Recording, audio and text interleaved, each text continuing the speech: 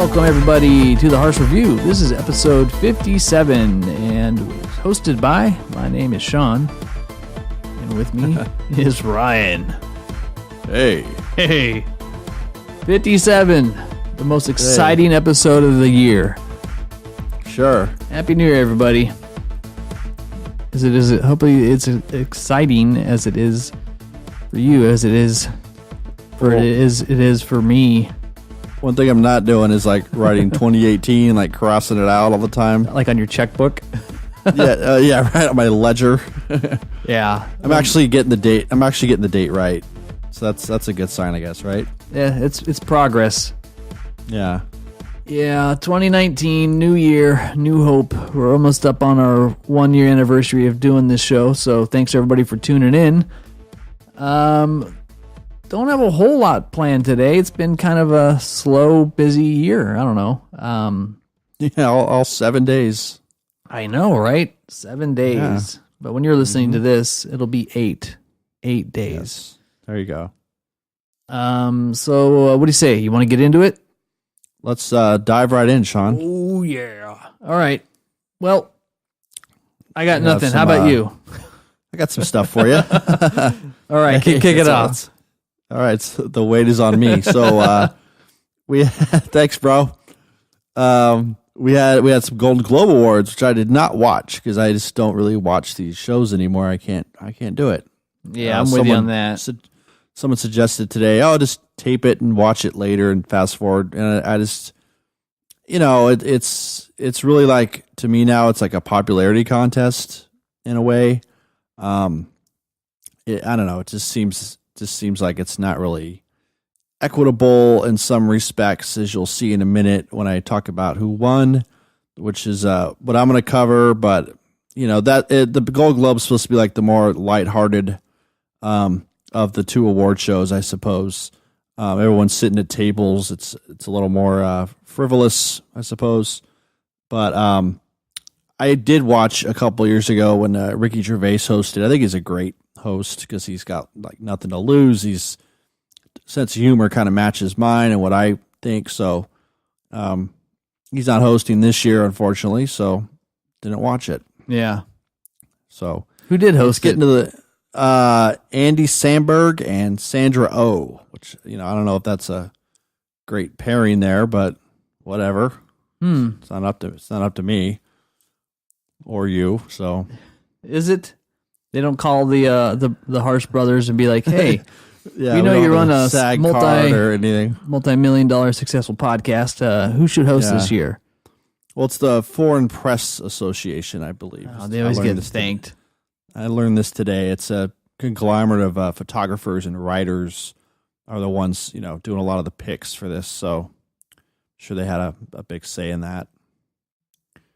But whatever. Let's get down to it, shall we? Some of the high points. Yeah, what's the? I guess I'll just start at the bottom and work my way up with some of the winners. Some of these things I've never heard of. So and I can weigh in on a couple things I've seen already. So I guess we can go with, let's see, I'm just scrolling down here.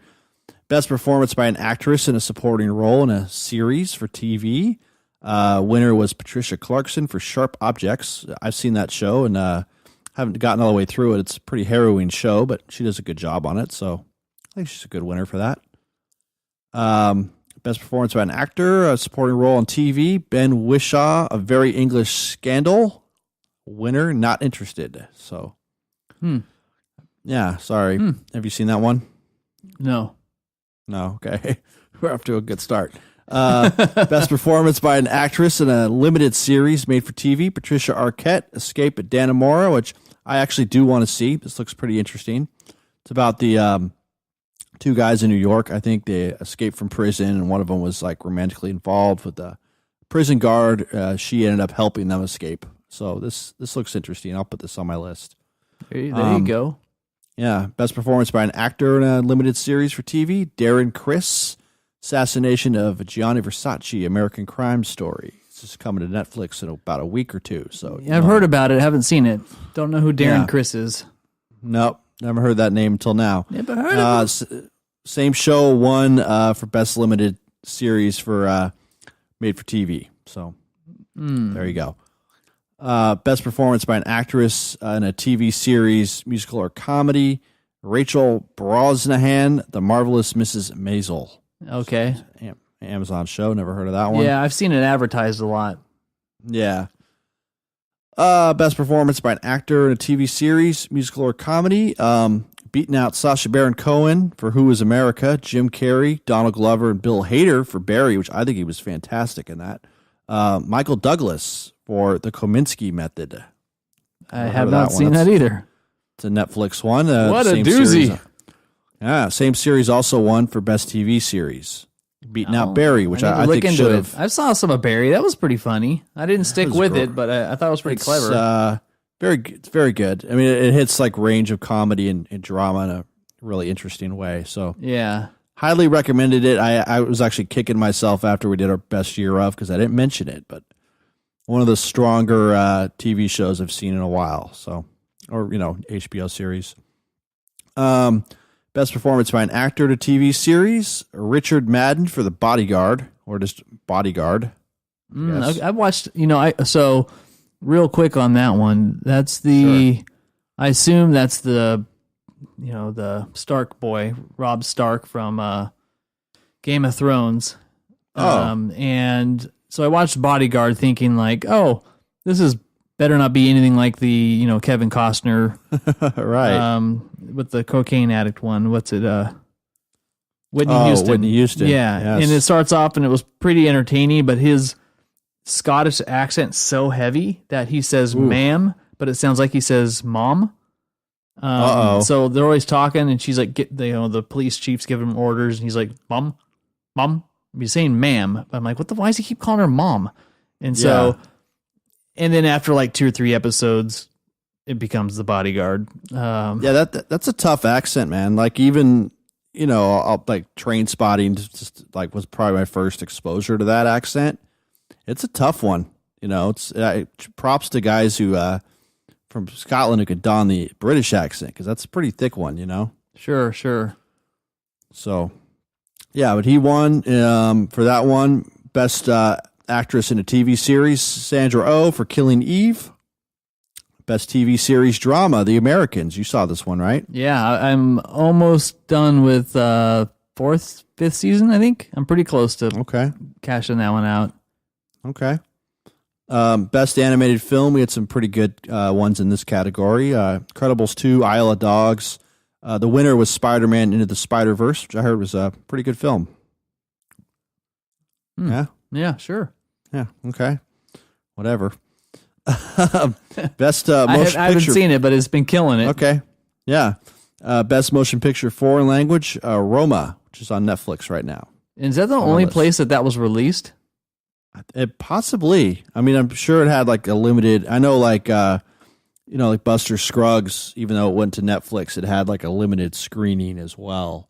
So I think they're putting some of this stuff on Netflix, but they're also doing like limited engagements in the theaters. Yeah, but that's on my list. Best original song, "Star Is Born." Song is "Shallow" by Lady Gaga. I assume, right?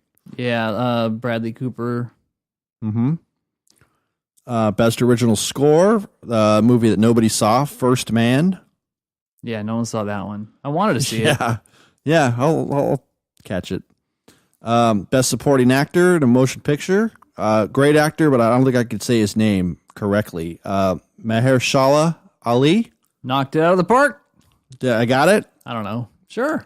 All right, for Green Book. Yeah. Best supporting actress, Regina King of Beale Street Could Talk.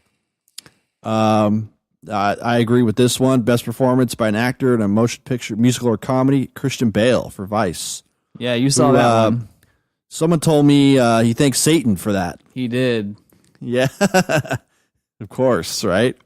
He said, thanks, Satan, for the inspiration, to be this character. That's great. Beat out Robert Redford in a movie I'll never see, The Old Man and the Gun. Yeah, he was like, hey, this works for Clint Eastwood. I'm going to try it. Yeah, all right. Let's do it. Best director, Alfonso Cuarón for Roma. And then here we get down to the end here. Best performance by an actress, a motion picture, musical, or comedy. Olivia Colman, The Favorite. And I'm assuming that's British because Favorites has a U in it when it's not supposed to. It's got to be British or French Canadian, Right? maybe. I don't know. Got that U. And then here's something that might cause a little strife here. Best performance by an actor, Rami Malek for Bohemian Rhapsody. So what do you think of that? Didn't you see that one? No. Oh, you didn't. No, but right. that's the That's one right. I had a little gripe about that. Yeah. Everybody was asking if you saw it. Yeah. I mean, first of all, he looks a lot like the guy. So it's not like he did some complete like transformation. The teeth, though. Yeah, I guess. All right. The teeth.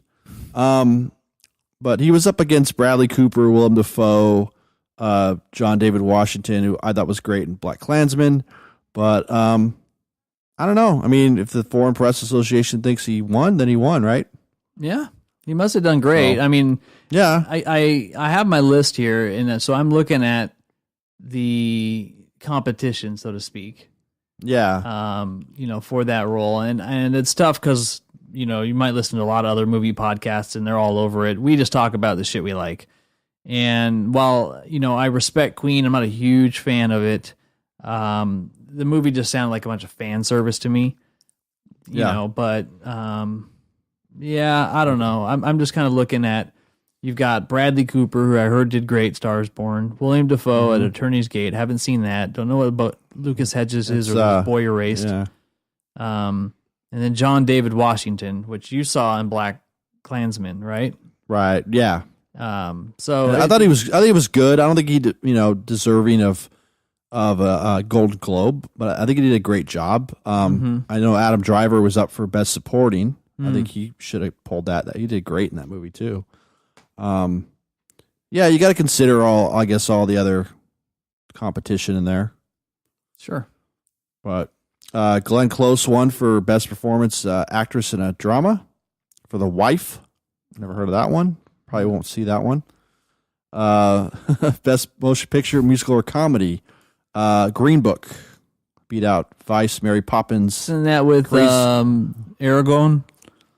Vigo and Mahershala Ali. Now I could say the name. I'm good. Yeah, look at you. They're both great actors. Yeah, absolutely. He was in what was the movie he was in last year that he won? Didn't he win supporting actor? There'll be Moonlight. Moonlight. There you go. Good movie. Best Motion Picture Drama. We had Black Panther, Black Klansman, Bohemian Rhapsody, If Beale Street Could Talk, A Star Is Born, and the winner is Bohemian Rhapsody. Wow. That kind of surprised me because I actually am so paying attention that I didn't even know these were going on until I saw something like a Reddit post or something. Spider-Man wins, and I was like, wait, that's happening? Yeah, it just seems a little early, but yeah, I know they happen in January. I just didn't think it would be this early, but whatever. That's your Golden Globes. Okay. Yeah. Golden Globes. Been watching a couple shows this week. Getting into a show called The Alienist. You heard about this show? No, tell me about it. Where are you watching it at? So I'm watching this on YouTube TV, and it's on TNT for those who have regular cable still. It takes place in 1896 New York, and by definition, at this time, people who had mental conditions were thought to be alienated from their true selves. Hence, someone working in, like, I guess, a criminal psychology field would be termed an alienist. So, remember Glorious Bastards, the Nazi sniper, like the really annoying guy who kept trying to ask the blonde. So he plays the main guy. He's Daniel Bruhl. Yeah, he's great. He is good, and so it's him, and then some other people. And basically, it's kind of a mishmash of like historical, obviously, with which this is fiction. So it's basically a string of murders occurs targeting young male prostitutes, and then he is. I mean, at this time, you have to keep in mind that in America, like psychology was thought of as like quackery, more or less. I mean, it took a while for this stuff to catch on. So he's not really a part of the police force. He runs like a home for for troubled children and that, been involved in criminal activity. So he sometimes helps out with these crimes. So he forms like this, team of people to start solving the murder. So it's really cool. I mean, it's his team consists of like two Jewish guys who are. So I saw an ad for this. What's it called again? Yeah, The Alienist. That's right. I did see this marketed. I wanted to watch it. Yeah, it's good. It's great. Like it's really good at like capture. I'm about halfway into it. It's a limited run because it's based on a book. So the sequel is going to be same characters, but another book the guy wrote. So okay. But his team is like two Jewish guys who at that time also men of a Jewish background were not really held too favorably. So they're like the forensics experts. So they're like, it's funny because it's kind of like watching Mindhunter if Mindhunter was like in the late 1800s, So these guys are like, yeah, like we found this really neat new technology with fingerprints, and they should really start using this stuff maybe, So it's like the first instance of using forensics to solve murders. So it's those guys that there's a woman on the team, and then there's a guy who's like an illustrator for the Times, and he's like a drunk. So you have kind of like an unlikely group of people, brought together to solve this crime. So it's really good. I like it. It's very engaging. It captures the time well. For TNT, it's kind of like got a lot of like themes that are kind of heavy for TV. So it's surprisingly, doesn't shy away from the like what it was like at that time, which kind of gritty and not pretty in a lot of aspects. Yeah. But I do enjoy it. A nice like period piece. Nice. Another period piece I've been watching is The Deuce, which is on HBO. Took me a while to get into the shows. DEUCE? Yes, like and we're not talking about like fecal matter here. Okay. It references an area in New York City in the mid to late 70s that was known for like prostitution and various nefarious activities. So surprisingly, it took me a while to get into this, and surprise is because it's done by David Simon, who is the man behind my favorite show, The Wire. So this is his latest venture. And it took me a while to get into it. I was just like, I can't really relate to this subject matter because it gets into like, the beginnings of pornography and how like prostitution went from the streets to like brothels. But like The Wire, it's very similar in that it covers like all aspects of the topic. So you see, the police, you see the press, you see politics, the criminals, obviously. And David Simon and what he does in his other shows is that he doesn't really judge these characters, which I think is kind of cool. He just really shows them for who they are, and being who he is, he's not afraid to kill people off too. So that does happen. Spoiler alert. Respect. But it's a decent show. It's on HBO. It's 2 seasons in, I think, and they're going to have another one sometime this year later. James Franco, he's pretty good in it. He plays dual roles. So he plays like twin brothers, like one's like running a bar and the other one's like a kind of a hustler criminal. So kind of cool to see that, but nice. And then it's got, of course, a lot of other characters from The Wire in it. So that's kind of nice to see too. Yeah. Nice. There you go. There you go. And that's what I've been watching. That's what you've been watching. Yeah, I haven't, personally for me, I haven't been watching a whole lot this week. I've been doing, still working on building out my streaming setup over on Twitch. So when I play games and stuff like that, I can stream it and broadcast it. There's a lot of potential with OBS, which is the open broadcast software, to use it to make videos and even for like podcasting and stuff if you want to produce things and, film yourself. And so over at twitch.tv/Sharsch, SHARSCH, you can subscribe to my channel. And when I go live, you get notified in the app. And then it's like you're just kind of watching me talk while I play games. Sometimes, most of the time I'm playing with my friends, playing with Grimwolf Prime. or and Pocket Wolf. Are you like Totes cracking Allen. jokes on there, or like you got some monologues typically, going on? Or typically Totes Allen is in chat with us, and he's been like constantly hammered for like the last few weeks. That at least from what I remember. my. And then you got Pocket Wolf, who's a little bit more he's a little bit more chilled, laid back. And then you got Grim Wolf Prime, who recently got a mini fridge and will definitely be drinking as well. He handles it a little bit better. Alan's pretty funny. So the whole time, like, I don't even have to say anything. Those guys will just run it. You know what I mean? Because just, funny and fun to play with, very animated. Yeah. So like if I was talking with Matt the other day, I was like, if we were streaming 10 years ago when we were playing games like huge raids and stuff and Warcraft and all these kinds of things, like we'd probably be pretty good at it because we were always kind of entertaining to listen to, and we weren't like your stereotypical gamer, Right. So it's fun. I think I'll explore OBS and recording and stuff like that for some, something down the road in regards to, doing more video-based podcasts, because you can still edit it together and sync it up. You can make your broadcast look just like CNN or something like that when they have all the crap on the screen and the lower thirds, the little images that come in and breaking news and the transitions. Like, you do all that while you're playing games. But if you add too much flash to it, I mean, people are there to watch the game and to watch you. You add too much flash, and then it's kind of just entertaining yourself. But it's been fun. Okay. I haven't really sat. I've been watching The Office, so I don't know why, but still kind of going through some of that and still watching some of that. Yeah. Almost done with Norseman season 2. Okay. You ever get on that show yet? It's on my list. Yeah. I'll get to it. They're like 20-minute episodes, so just like watch like one or two and be like, okay, I'm either going to keep watching or I'm not, and you can make the call. All right.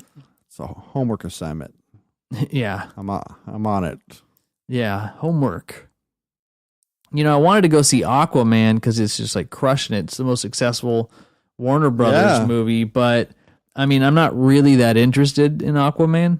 I'm not really that interested in like superhero anything. I think it's oversaturated and superhero burnout. Well, not you haven't got many of them are that Carol good. Danvers yet? Yeah, no, I don't. I will probably won't even see that on day one. I'm not in any rush. But because to be honest, it just on its own it doesn't look interesting to me. Yeah. The only reason I'd watch it is because its connection to Infinity War. Not to say that's not a good movie and I wouldn't give it a shot, but typically I'm not really like a superhero movie kind of guy. I never really have been. I think that with the latest run of Marvel movies, they're all really good movies. I love that the acting has been very good in them, and the CGI is really good. Some of the stories are better than others, so like I enjoy them. They're entertaining to me. They're not my first go-to type movie. Some of them seem long as fuck though sometimes. Yeah, and I kind of appreciate that just from the point of view is that they're short. You can tell like shorter movies feel like cash grabs, kind of like Venom. They're making a Venom 2. Yeah, Tom Hardy's coming back, and it was a decent movie. It was kind of entertaining, but it just kind of got old. Like you're over it by like the hour mark. You didn't even care. Especially when Venom thought he was like a stand-up comic. Yeah, he just like, stop caring. He's like, oh, pussy. It's like, all right, dude, just stop like with the wisecracks and. Can I eat him? No, you can't eat anybody. How about him? All right, calm. Just stop. Yeah, so I think for me that is just I'm kind of getting burnt out just on popcorn movies, and that may not be fair to Aquaman because it could really be a great movie, but I liked movies more like Logan, for example. Like that's a really good superhero movie to me because you're taking a content and you're kind of stripping out the Hollywoodness of it, and you're making it more personal. And you had a good director behind it who also wrote it. So it's kind of like it's a passion project. Sure. One thing I've noticed, I mean, not true of all of them, but with some of these superhero movies, it seems like there's a lot of hands in there. There is. The more people you get involved, sometimes it's like you strip away the art of what you're trying to get across. So with Logan, I don't know if you've seen the Blu-ray, but there's like a really cool. It's cool to see black and white version. Yeah, it's really cool. It's just because it's a good. It's besides it being a superhero movie, it's just a great movie. Period. You don't need to have like all this other stuff going on in there. It's just what it is. So we need to see more of that, I think. Yeah, for sure.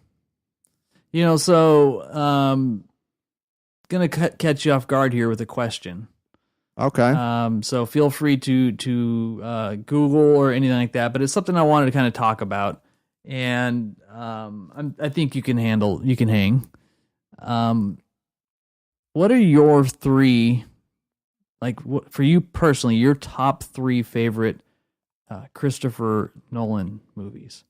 And so the reason why I kind of say this is I want to kind of just work through it in real time, because I kind of came up with mine the other day. I was just thinking out of the blue because I was watching some Hans Zimmer thing, and he's like talking about, working with him and what's different and all that kind of stuff. Right. And, he doesn't have a lot of movies. And so,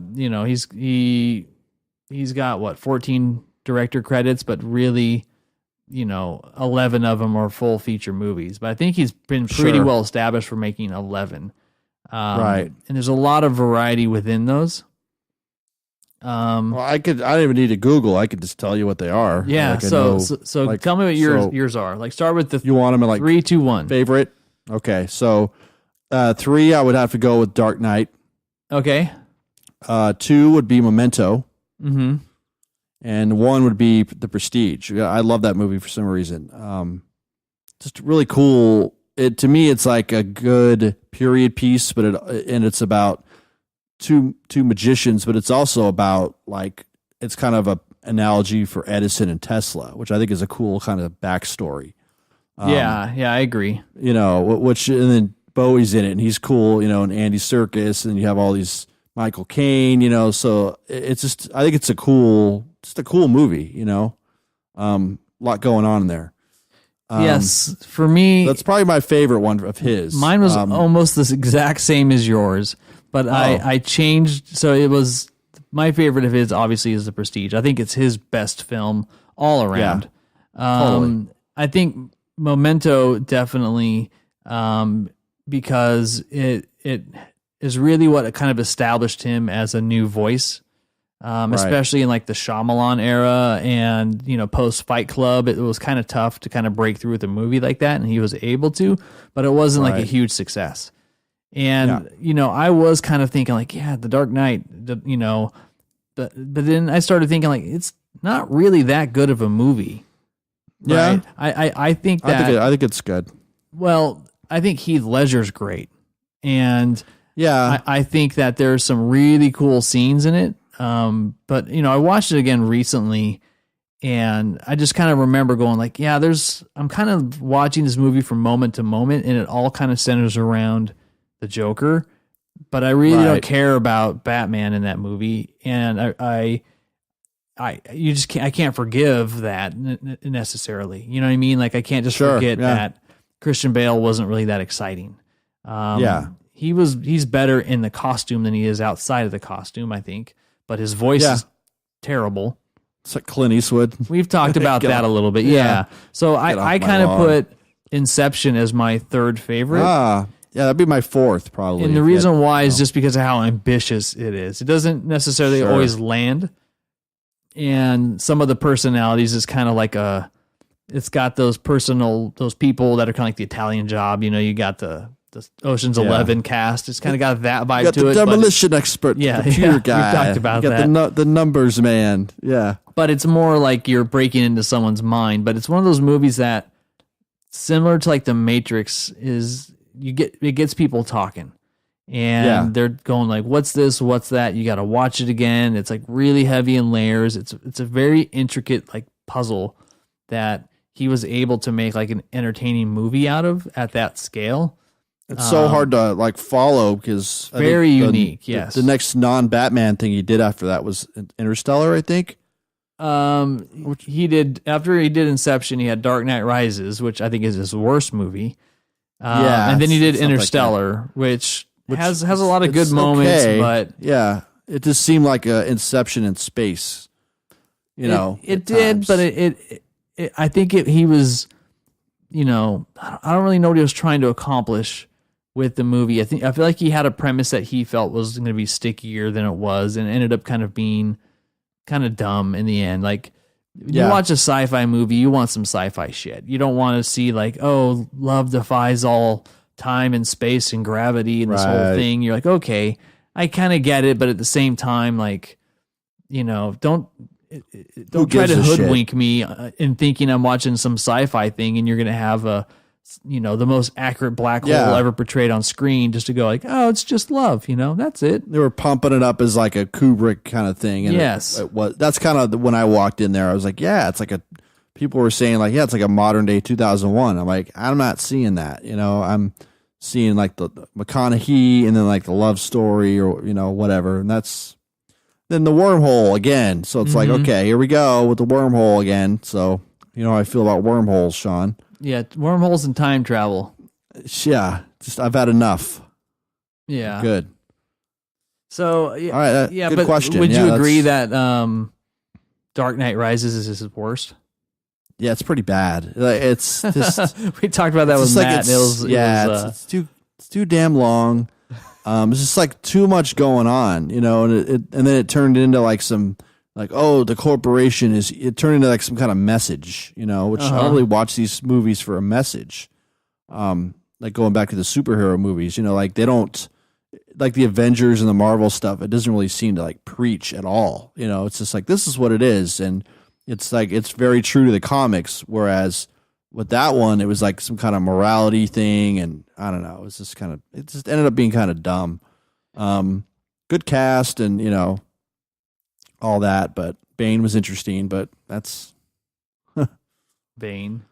Yeah. We need Matt back on here to do the voice. Yeah. He just nails it. He nails it. Because I Prestige for me definitely is probably my top 5 movies. And I remember seeing that and thinking that and not even like connecting the dots like from a director point of view. I don't know why. I just didn't really pay attention at that level. Yeah. But I remember just really liking it and kind of going like just the time period, the magicians, Bowie, obviously. It kind of really worked. Bowie was so cool in that movie. Like, it's just like, that's Tesla, man. Like, Tesla was a weirdo too. So it's like great casting. I remember when that came out, I've had this argument with other people. Like, it came out as around the same time as The Illusionist.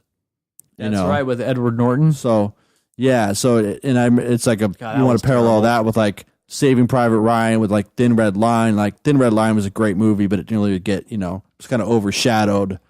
It didn't have the in this feels. case. Yeah, in this case, it wasn't really the same thing. But I do remember that, and someone was trying to tell me that Illusionist was a better film, and I was like, get the hell out of here. I don't think so, dude. Ed Norton's a terrible actor.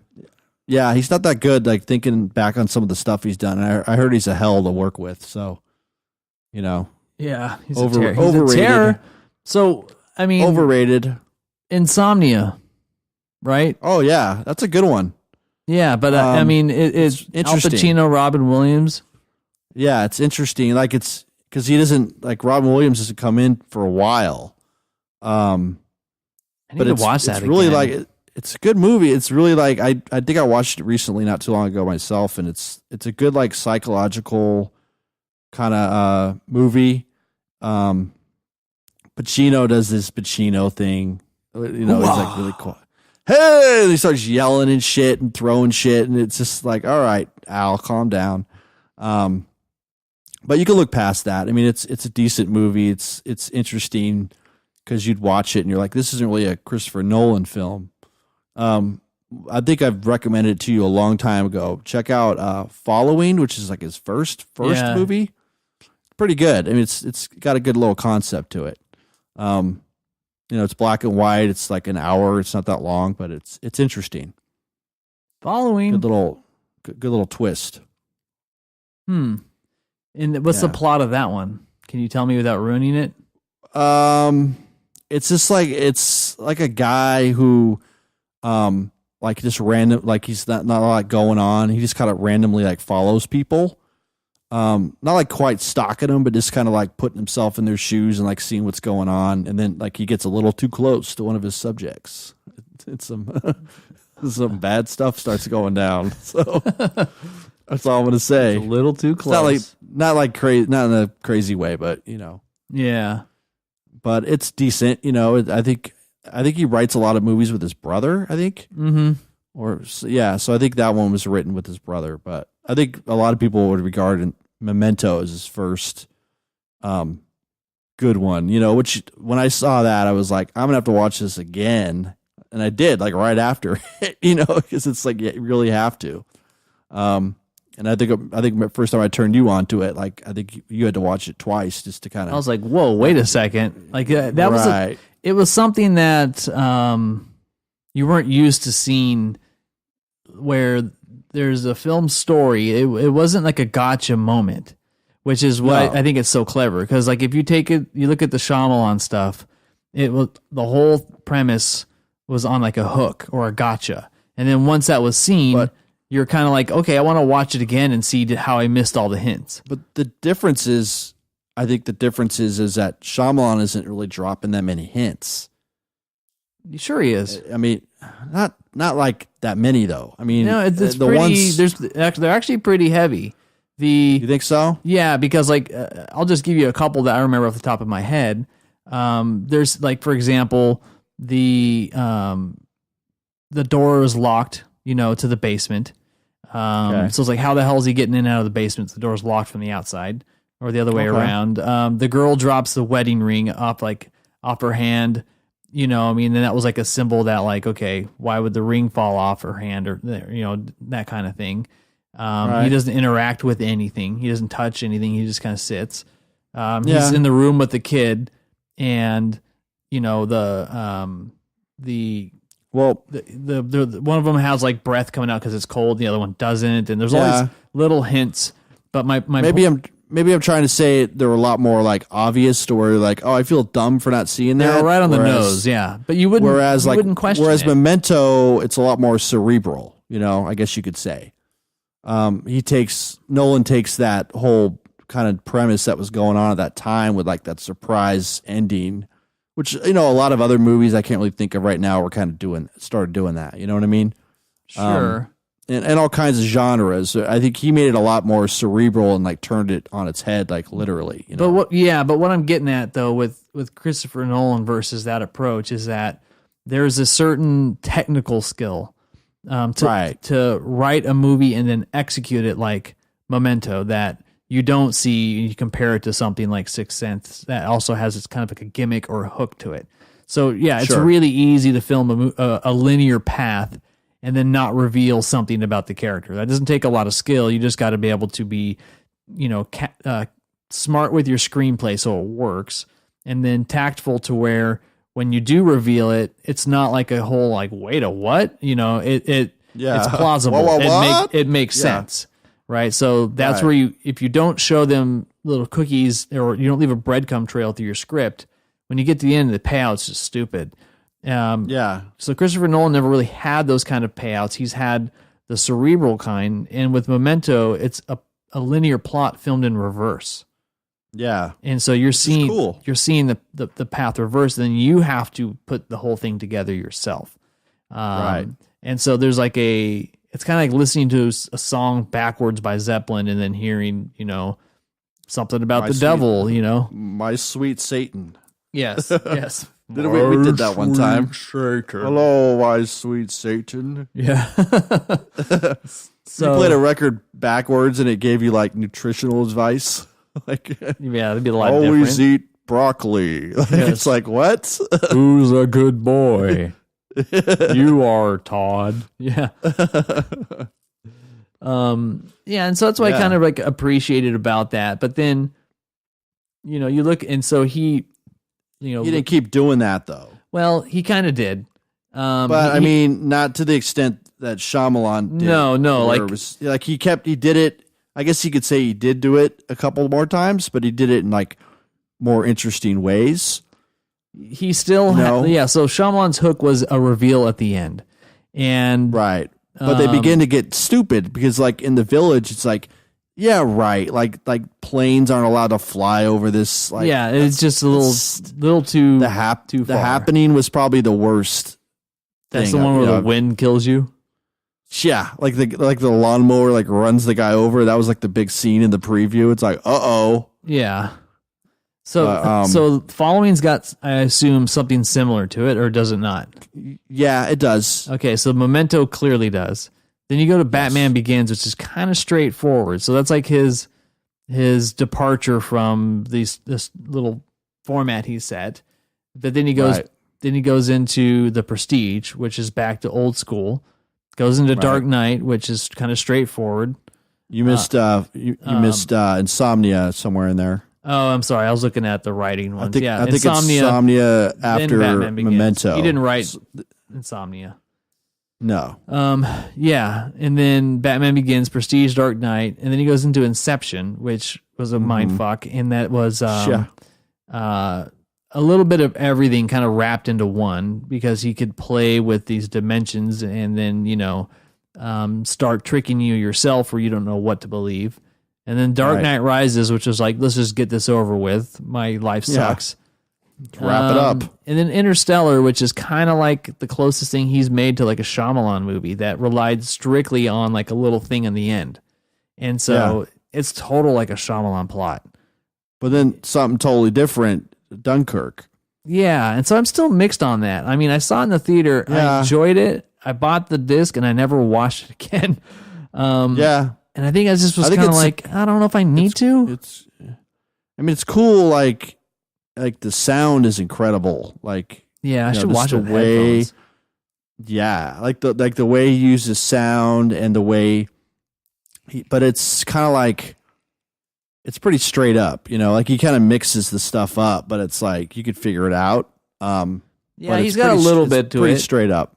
Yeah, it's very British. Because it's like it's kind of the story. It's one of the crowning achievements of his country. So it's like, maybe he felt like if there was a guy to tell the story as a director representing Britain, it would be him, Mm-hmm. Or like Danny Boyle or someone. But Danny Boyle's British, right? Or is he Scottish? Yep. Okay. So, yeah, that's a good question, actually. Right. The hell is he? What we need are you? We need to hire somebody to look stuff up. Yeah. Like look that up. They just do it in real time, in the chance that you're gonna, like, young Jamie, you're just gonna lean over and like go, oh yeah, there it is. Yeah. Put it on the screen. Yeah, there. he's English, Manchester. Okay. He's a weird looking dude. All right, anyways. He is, huh? So, he's got that little porcupine haircut. Yeah. He just doesn't, yeah. Yeah. Great director. Yeah. Yeah. Okay. But yeah, what's Nolan working on now? Like, is he doing? You know what? I was searching. I didn't find anything. I don't know. I think he was expecting maybe more, response from Dunkirk. It didn't really, didn't really win. I don't know. Yeah. I mean, he doesn't really have anything announced yet. He's still a young guy, though. Yeah, he is. Here's why I appreciate him is that I think that any director who can write his own stories, do the screenplay, and film the movie is significantly more talented compared to the ones who cannot, because they become good storytellers, but it's just a different. And it's different. It's kind of a dying breed in that sense, because the biggest auteur was like obviously like Kubrick. He did all that. He controlled every aspect of the film. But then now it's like you have Paul Thomas Anderson, right? Mm-hmm. Coen brothers, Tarantino, Wes Anderson. Yep. But I can't really think of like a whole lot of other ones. Well, Shyamalan is still, I guess, on the fringes. We've been talking about him a lot. That's kind of one of the things that he did. Seem like him as opposed to those other guys, like besides like the gimmick, it doesn't seem like he has like a distinctive kind of stamp. You know what I mean? Like if you're no, I'm saying not Shyamalan. Oh, gotcha. So give me, you know what I mean? Like so like if you're watching a Coen Brothers movie, like 10, 15 minutes in, it's Coen without even knowing. Yeah, it's kind of like, what I'm saying? Like the Wes Anderson's got his own. Wes Anderson's got this like art directing thing going on. So Tarantino's got this like hit him in the face, N word every other word, like it's sure. PTA's got like that story and that kind of almost like a modern Scorsese kind of look, yeah. But with like Shyamalan and Ding Dong, like it's maybe he'll prove me wrong with Glass, and I'm hoping he does. His stamp or his theme was everything was filmed in the greater Philadelphia area. So that was initially, So what though? I mean, that's like it's just. There's a lot of regional like type directors. Yeah, I know, but I mean, like that was visually he had that. The second part is his camera movement is kind of like right out of the house of Spielberg. So he does a lot of track movements. The way that he kind of moves the camera around in the scene a little bit. He also kind of developed these. His characters were all almost kind of like, I don't want to say superheroes, but they kind of are. So that was like another theme he had going. So you had Bruce Willis was somebody who was helping kids and he was dead himself and didn't know it, but that's kind of like his thing. So you assume in Sixth Sense he goes on. Clearly Unbreakable, they're action heroes or superheroes, but more like everyday people. In Signs, they all had their own little quirk and their own little ability to deal with the aliens, which, in hindsight is pretty dumb. But like, sure, they had their little powers or the way that their lives came together. He kind of had that theme. He's had some of those like characteristics of like this part of your life is meant something in it. And so I think that might be from like his background of growing up in like Bangladesh or something, to where it's kind of like reminds me of like Siddhartha. And you have like kind of like fables. Yes, and, that's what I would probably say would be, something like The Alchemist, or you read those old kind of fable story books where they're just very simple. But there's like really there's also defining like moments in the character's life that define. India has like a very rich tradition of that too. So yes, they have like the epic stories and things, and it's very simple, stereotypical stuff. Yeah, it's all like allegorical and stands for things. We just got deep right there, okay. Man. Woo. Dang, whoa. Sounds like someone's a M. Night Shyamalan fanboy. No, you know what? I used to really like him, and then like I almost like not only did he shit the bed rather quickly for as successful as he was, you kind of just feel like the dude just sold himself out, and that's really shouldn't have made movies that he knows are just shit. And so, or he fucked up, and then they're like, "All right, now you're doing what we tell you to do. You're gonna do this stupid movie with Will Smith and his kid." Yeah, right. That's kind of like that's what it seems like. It's like I think Lady in the Water was like the last, or The Happening or whatever, or The Happenstance, whatever the hell that movie is. And it's like, all right, now you're a bitch. So he's like, studio bitch. Like we have come here, studio bitch. Last Airbender, you're doing it. I don't want to do it. You're gonna do it. After Earth, I don't want to do After Earth. You're doing it. Yeah. There was a movie he did that I started watching. Kind of sucked. It's called The Visit. Have you heard of this movie? It's like a horror movie. Yeah, I didn't see it.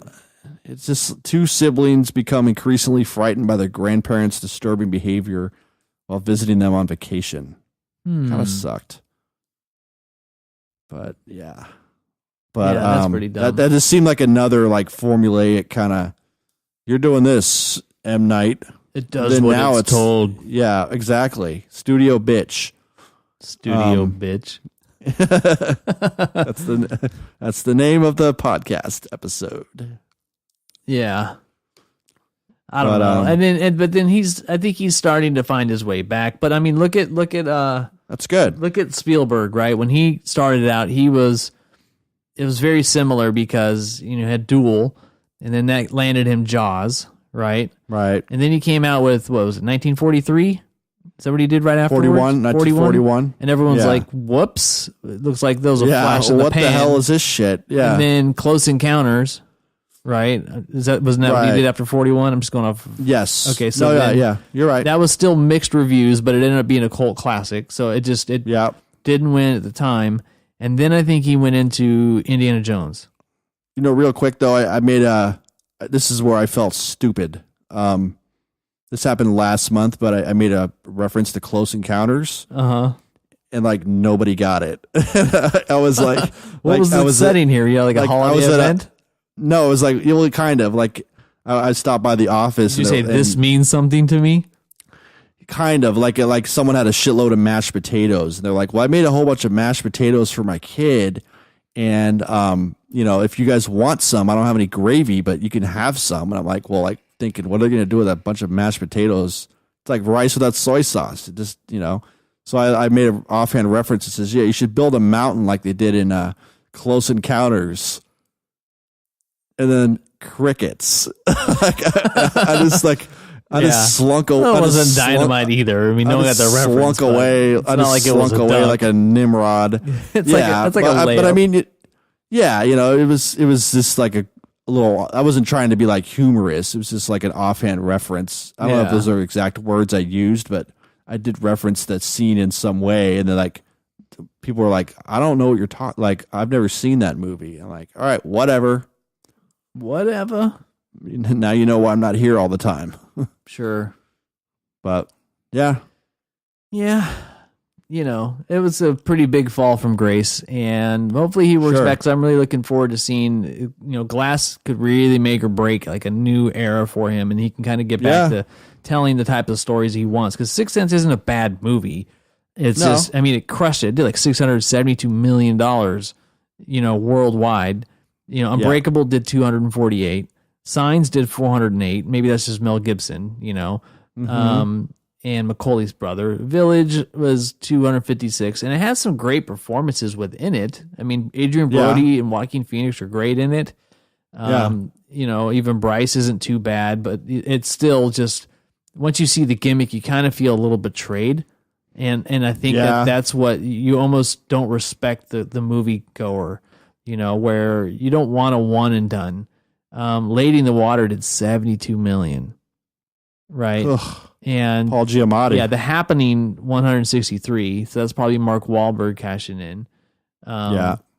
What'd you say it was? After Earth, right? The biggest Last Airbender. God, that thing is a big dump. Will Smith said it was a piece of shit. What did he say? After Earth was the most painful failure of his career. Ugh. Yeah. Well, I could think of some other ones, but he's got plenty out there. Wild Wild West or whatever. Yeah. What was that movie he did about the superhero? It's this guy's name. What the hell is it? Hannibal. No, you were close. You're Hank. Yeah, it's something like that. Hannibal. Something's. That's a different movie. What was that? I don't want to look it up. Jamie. He's got the glasses. He's kind of like a ex-superhero who's not using his superpowers. It's just his name, right? It's like Hitch. No, Hancock. Is it Hancock? Yeah, Hancock. Yeah, Hancock. Come on, Hancock. It still Karate killed Kid it. Hancock did 624 million. Yeah, Hitch did 368. So. Wild West. What a piece of shit that movie was. I know, with the guy from Fish Called Wanda. Oh, jeez. John Cleese? No, the other guy. Oh, Kevin Kline. Yeah. John Cleese. Okay. John Cleese is a legend. Yeah, he's great. Holy Grail, yeah. Yeah.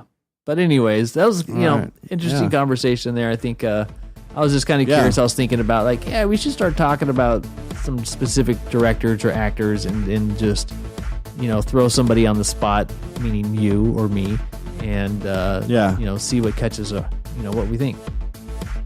Yeah. All right. Well, let's wrap it up. You ready?